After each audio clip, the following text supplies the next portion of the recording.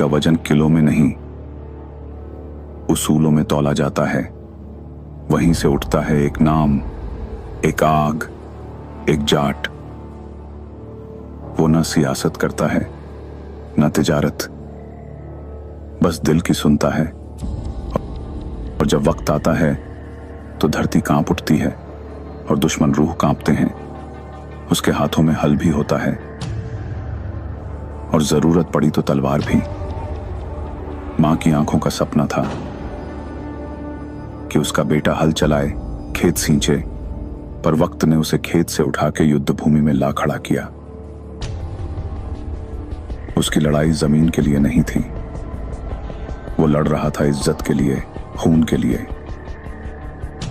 उस झूठ के खिलाफ जो अदालतों से नहीं, सीधे चौपाल से निकला था। वो एक बात पर अड़ा था कि चाहे तूफान आए या मौत सामने खड़ी हो, जाट झुकेगा नहीं। दुश्मन समझते थे कि यह अकेला है, पर वो भूल गए कि जाट अकेला नहीं चलता, उसके साथ चलती है उसकी धड़कनों में बसी परंपरा और आंखों में बसती विरासत। कभी कभी इंसाफ कोर्ट में नहीं, खेत की मेड़ों पर मिलता है, और इंसाफ देने वाला जज नहीं, एक जाट होता है। उसने न कानून तोड़ा न धर्म, लेकिन जब उसकी मां की आंखें नम हुई तो वो चुप नहीं रहा। उसकी खामोशी में भी गरज थी, उसकी चाल में भी चेतावनी थी। हर खेत उसका मैदान था, हर गांव उसका किला।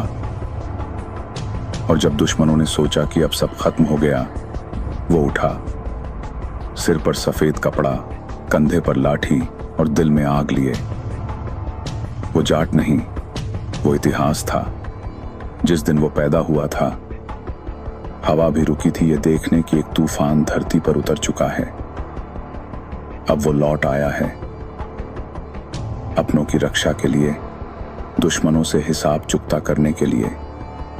ये कहानी सिर्फ उसकी नहीं है, ये हर उस बेटे की है जो मां बाप की लाज, गांव की इज्जत और वंश के नाम के लिए सब कुछ दांव पर लगा देता है। इस बार लड़ाई आखिरी होगी, क्योंकि इस बार जाट झुका नहीं, टूटने को तैयार है पर झुकने को नहीं। और जब जाट खड़ा हो जाता है तो मौसम भी करवट बदलता है। तूफान अगर सामने हो तो भी वो पीछे नहीं हटता, क्योंकि वो जानता है मरकर भी